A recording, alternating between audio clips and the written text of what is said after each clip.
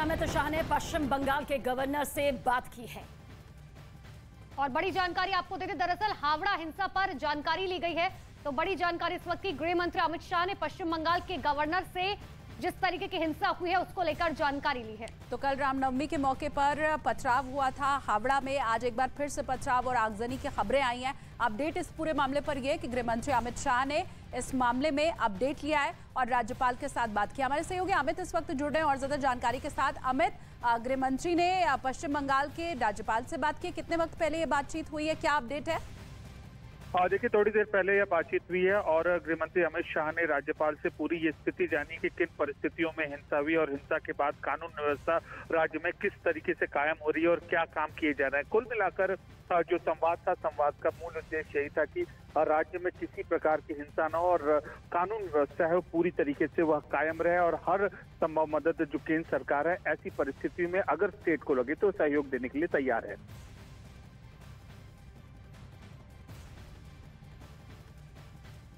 तो हालात फिलहाल काबू में है, लेकिन इतना जरूर कहा जा सकता है कि हावड़ा में जो हिंसा हुई उसे लेकर लगातार अपडेट सामने आ रहे हैं। अमित शाह के जरिए राज्यपाल से इस बाबत बातचीत भी की गई है।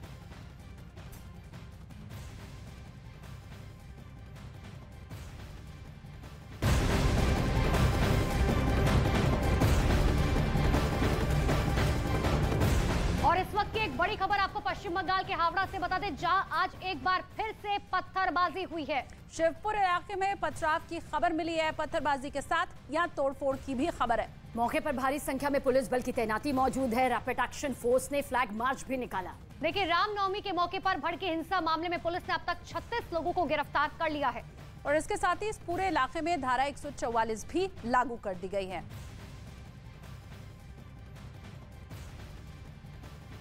तो जानकारी आप तक पहुंचा दें कि कल ये तस्वीर सामने आई थी, उसके बाद पुलिस बल की जब तैनाती की गई तो मौके पर शांति व्यवस्था नजर आई, लेकिन आज फिर से हिंसात्मक तस्वीर नजर आई जहां पर पत्थरबाजी भी हुई, जहां अब दोगुनी तादाद में पुलिस बल की तैनाती कर दी गई है।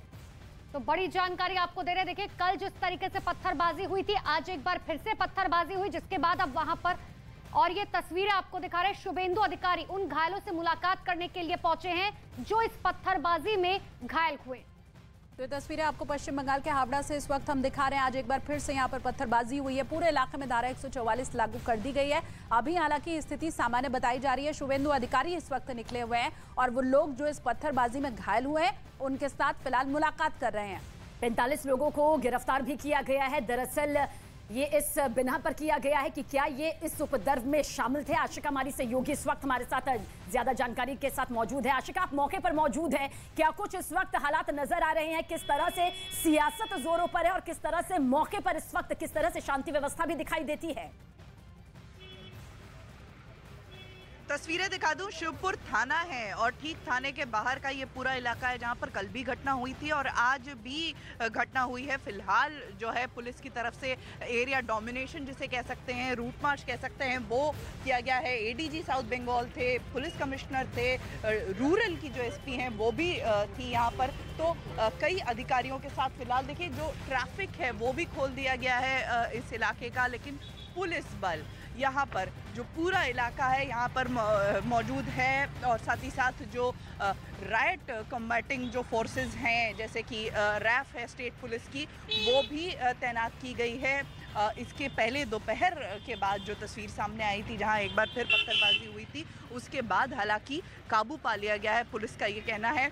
और साथ ही साथ ये कहना है कि 45 लोग अब तक गिरफ्तार हुए हैं और भी जो ये आंकड़ा है गिरफ्तार होने वालों का, ये और भी बढ़ सकता है। हालांकि अब भी पुलिस स्टेशन की जो तस्वीरें हम आपको दिखा रहे थे, अब भी जो आला अधिकारी हैं, सीनियर ऑफिसर्स हैं, वो अब भी पुलिस स्टेशन में मौजूद हैं और पूरे इलाके पर नज़र बनाए हैं। कॉम्बिंग ऑपरेशन जिसे कह सकते हैं, गली गली में घुस कर के फोर्स जो है वो लोगों को घरों के भीतर रहने को कह रही है। धारा 144 लगाई गई। बिल्कुल आशिका, और कल भी इस तरीके की पत्थरबाजी हुई थी, लेकिन सवाल ये भी पूछा जाएगा कि कल भी जब पुलिस फोर्स वहां पर तैनात थी, बावजूद इसके आज भी वहां पर पत्थरबाजी हुई। बिल्कुल ये सवाल उठना लाजमी है। कल की घटना के बाद हालांकि परिस्थिति पर काबू पाया जा चुका था, लेकिन आज दोपहर बाद फिर वो घटना हुई। इलाके में तनाव कल से ही बना हुआ था, अब भी तनाव बना हुआ है। फोर्स इसीलिए भारी संख्या में तैनात है, न सिर्फ हावड़ा पुलिस बल्कि कोलकाता पुलिस को भी बुलाया गया है। देखिए ये रास्ता, ये जो सड़क है इसको खोल दिया गया है। लेकिन जो दोपहर की घटना है, जो पत्थरबाजी हुई, वो तस्वीरें भी हमने दिखाई ठीक वहाँ पर जो तस्वीरें थी। अब फिलहाल परिस्थिति जो है वो काबू में है पुलिस के। बिल्कुल, तो परिस्थिति काबू में है। सीधी तस्वीरें आशिका आपको दिखा रही थी। बहुत शुक्रिया आशिका इस तमाम जानकारी के लिए।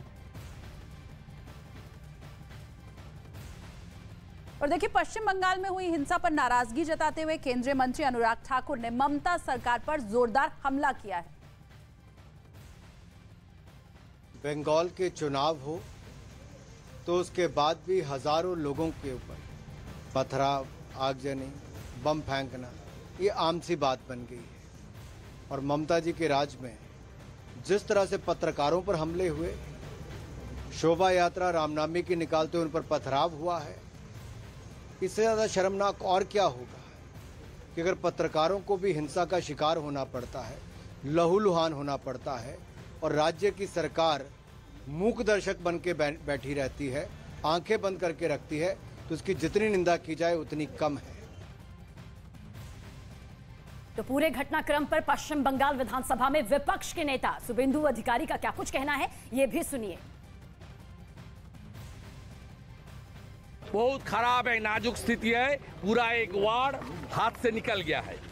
पुलिस साइलेंट है, इतना पुलिस है उधर, पूरा साइलेंट है। 1 बजे से अभी तक चल रहा है। तोड़ फोड़, गुंडागर्दी, फंसा हुआ है बहुत आदमी। और सब जितना भी रियल एस्टेट है, जितना भी अपार्टमेंट है, सबका खत्म कर दिया।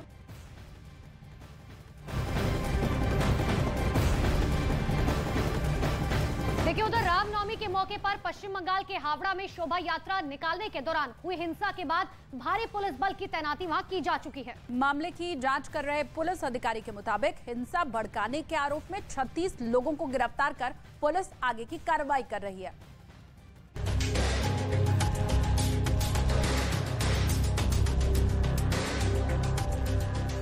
जली हुई गाड़ियां, जगह जगह बिखरे पत्थर, लोगों के चेहरे पर दहशत और सड़कों पर तैनात पुलिसकर्मी। ये तस्वीरें हैं पश्चिम बंगाल के हावड़ा की, जहां रामनवमी के दिन हुई हिंसा के बाद इलाके में तनाव का माहौल है। भारी पुलिस फोर्स तैनात की गई है ताकि हिंसा की वारदात फिर नया रूप न ले ले।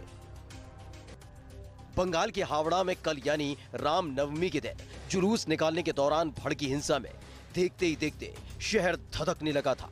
छत से लोगों ने पत्थर बरसाने शुरू की और सड़कों पर खड़ी गाड़ियों को आग के हवाले कर दिया, जिसके बाद स्थिति को नियंत्रण में लाने के लिए भारी पुलिस बल मौके पर तैनात किया गया। पुलिस ने भीड़ को तितर-बितर करने के लिए आंसू गैस के गोले छोड़े और किसी तरह हंगामे को कंट्रोल किया। मामले की गंभीरता को देखते हुए पुलिस ने फ्लैग मार्च भी निकाला। हालांकि इस हिंसा के लिए बीजेपी ने मुख्यमंत्री ममता बनर्जी को जिम्मेदार ठहराया। जब उनको प्रशासन और पुलिस बंदोबस्त देखना चाहिए था, तो वो राजनीति कर रही थी। बीजेपी ने ममता बनर्जी को उस बयान को लेकर भी घेरा जिसमें उन्होंने मुस्लिम इलाकों से रामनवमी की शोभा यात्रा निकालते वक्त सावधानी बरतने की सलाह दी थी। ये जो वो बात बोले, तभी हम लोगों को मालूम चल गया कि ये जो गोलमाल ये होने वाला है। वहीं सीएम ममता ने दावा किया कि शोभा यात्रा का रूट जानबूझकर बदल दिया गया। उन्होंने ऐसा करने वालों के खिलाफ सख्त कार्रवाई की बात कही। कोनो रकम एक्सक्यूज हमें सुनबो ना। हालांकि हिंसा के बाद हावड़ा में सुरक्षा बढ़ा दी गई। इसके बाद हावड़ा के पुलिस कमिश्नर की मौजूदगी में पुलिस ने उस इलाके में मार्च किया ताकि फिर कोई हंगामा न हो। रामनवमी पर हुई हिंसा के बाद स्थिति भले ही कंट्रोल में आ गई है, लेकिन राजनीतिक गलियारों में इस पर चर्चा का बाजार गर्म है।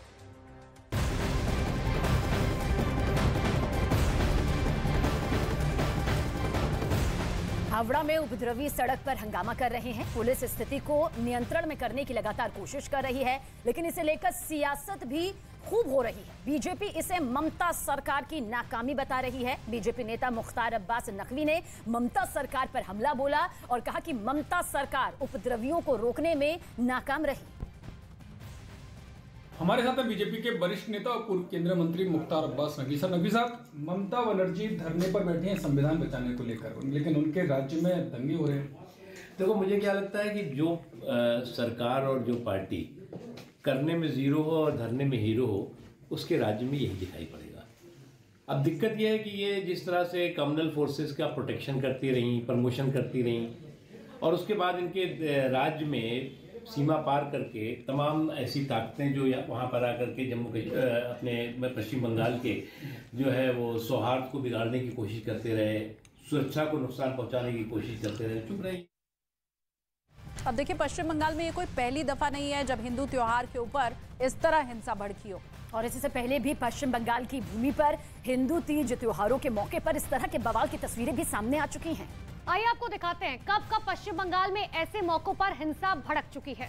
1 फरवरी साल 2017 जब सरस्वती पूजा करने के दौरान बंगाल में छात्रों के ऊपर लाठीचार्ज किया गया था। और इसके विरोध में 6 मार्च को बंगाल के उलुबेरिया स्थित तेहट्टा हाई स्कूल के सैकड़ों छात्रों ने मां सरस्वती की मूर्ति के साथ नेशनल हाईवे पर मार्च निकालकर सड़क जाम कर दिया था।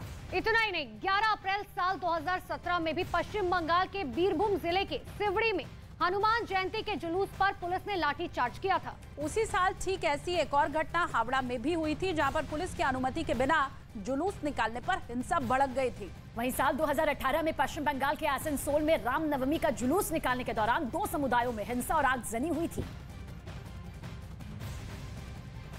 और वहीं बीजेपी नेता अमित मालवीय ने भी रामनवमी के मौके पर बंगाल में हुई हिंसा को लेकर एक ट्वीट किया है और ममता सरकार पर जमकर निशाना साधा। और देखिए उन्होंने ट्वीट में क्या कुछ लिखा है, ये आपको बताते हैं। उन्होंने लिखा, हावड़ा में हालात पूरी तरह से काबू से बाहर हो गए हैं, भीड़ हिंसक होती जा रही है और रामनवमी शोभा यात्रा पर हमले के बाद हावड़ा के शिवपुर इलाके में ताजा हिंसा भड़क उठी है।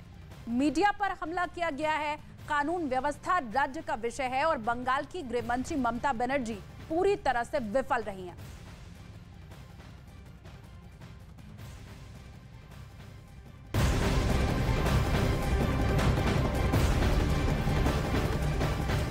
केंद्रीय मंत्री गिरिराज सिंह ने ममता बनर्जी पर तुष्टीकरण की राजनीति करने का आरोप लगाया और साथ ही उन्होंने कहा कि ममता बनर्जी बंगाल में डर का माहौल बना रही है।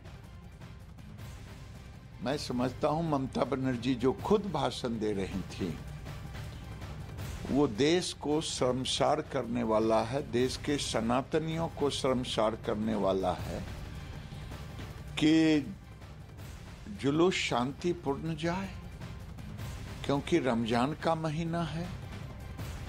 तुष्टीकरण का हद जिस समय से उनका बयान आया उसके बाद ही बंगाल में तोड़फोड़ शुरू हुई।